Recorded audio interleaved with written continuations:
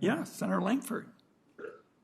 Mr. Chairman, thank you. Mr. Secretary, thanks for being here. This is a long day for you already. We've been popping in and out, heading to votes. You've been trapped in the chair for a while going through this, so I appreciate your engagement. Let me do the unusual thing between the two of us to give you some compliments at the beginning. Can I do that? Absolutely. Your team at CMS and their work on DIR fees is something that I have pushed for a long time on this. I am pleased to be able to see that there's actual work going on with CMS in the DIR fees. That's a very big issue, especially for rural pharmacies.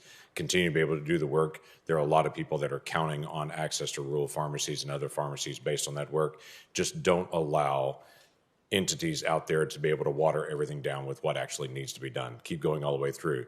Second thing I would say to you is you and I had a banter back and forth about birthing persons last year in your budget.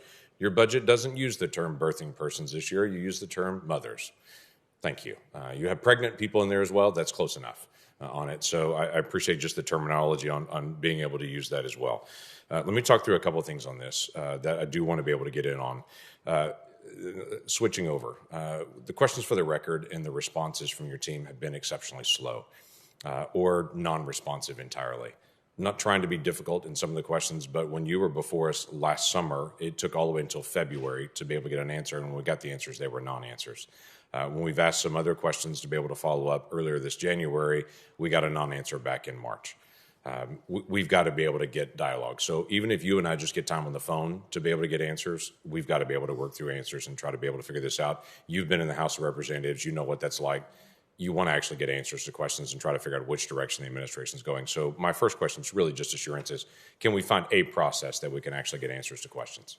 Senator, I hope I can give you an answer that says you're going to get what you need. And why don't we do this? I'll make sure I give you my cell number before this hearing is over, so you can call me directly. But we've gotten questions where we've had binders full to answer. It's tough when you get over 400 questions asked, more than 500 different briefings that you have to provide.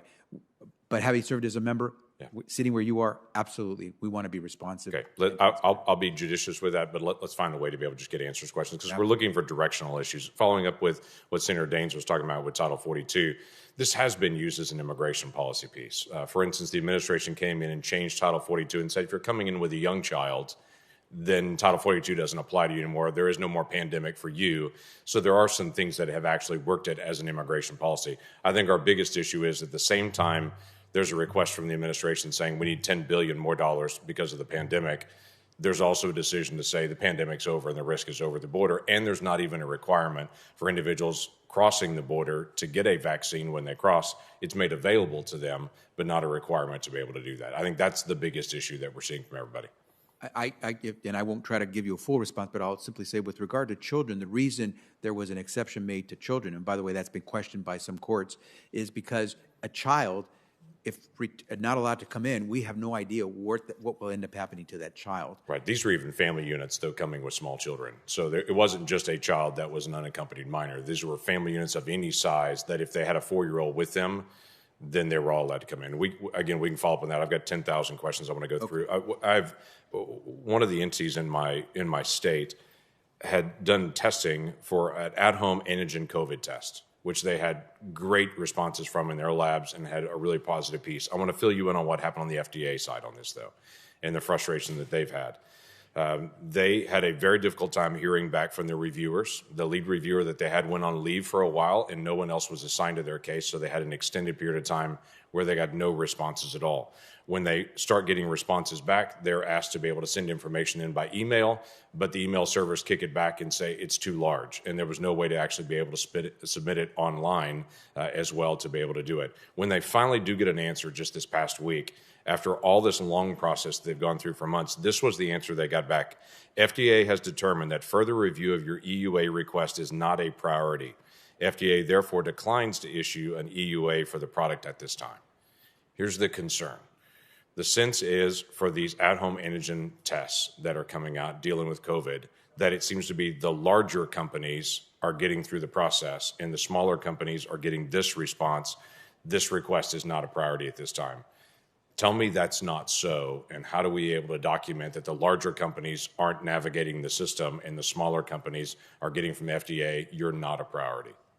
Senator, thanks for the question. Let me first say that if you wish, we could try to follow up on that particular company and find out where things went. But what I will tell you is when you're dealing with volume in the tens of millions, we do look for those manufacturers that can't produce quickly because those tests are needed now. And so we do try to reach out to those who can give us the volume that we need. Right. But then again, the manufacturing is not necessarily the company that actually created it. And so that becomes the challenge here. If you've got a really good product on it, wherever it's coming from, how do you turn that around? If you get 100 smaller units that are able to accomplish it, that may be the same as getting one larger one. So we're again back to the biggest companies getting the preference, and smaller companies that may have a good product saying, you're just not a priority. Scale and efficiency, we'll work with you on that because we want any, especially a domestic manufacturer or provider, to be able to get that out there. I will have several questions for the record that I'll follow up on. We'll be judicious on how many we give you, understanding you've got several, but there are some issues on gender dysphoria and other issues that are coming up that some decisions are being made that we want to know how that's being made and what's the science behind it, how you're tracking it. Look forward to getting those Thank questions. you. Thank you. I thank my colleague. Senator Casey is next online, and then Senator Hassan, who is here. And I would